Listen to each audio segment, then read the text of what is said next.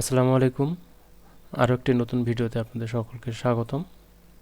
আপনারা দেখছেন FR technology.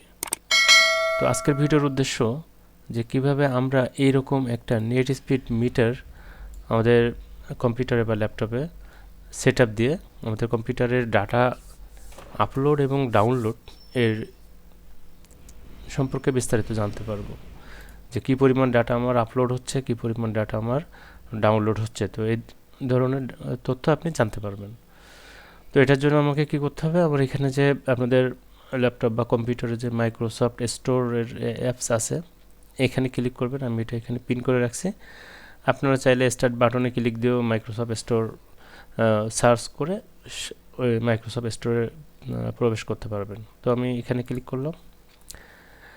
Microsoft স্টোরে প্রবেশ করার পরে আমরা এখানে সার্চ অপশনে লিখব হচ্ছে নেট স্পিড মিটার।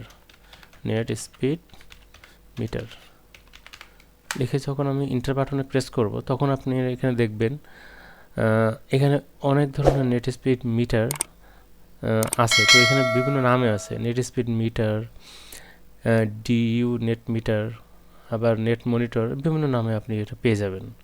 এগুলো সবই ইন্টারনেটের যে ডাউনলোড এবং আপলোড এই ধরনের হিস্ট্রিগুলো এই অ্যাপসের মাধ্যমে আপনি আপনার কম্পিউটার বা ল্যাপটপে দেখতে পারবেন। তো আমার কম্পিউটারে এইটা ইনস্টল করা আছে, এই জন্য দেখছেন এখানে মাউসটা নিয়ে গেলে এখানে ওপেন দেখাচ্ছে।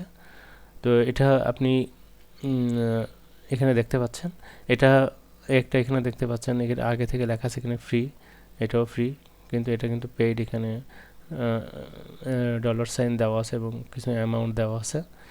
তো এইভাবে আপনি যেগুলো ফ্রি সেগুলো থেকে ট্রাই করতে পারেন। তো তারপর কি করবেন, যেহেতু আপনাদের এখানে ইনস্টল বাটন থাকবে তো ইনস্টলে ক্লিক করবেন। আমি আর একটা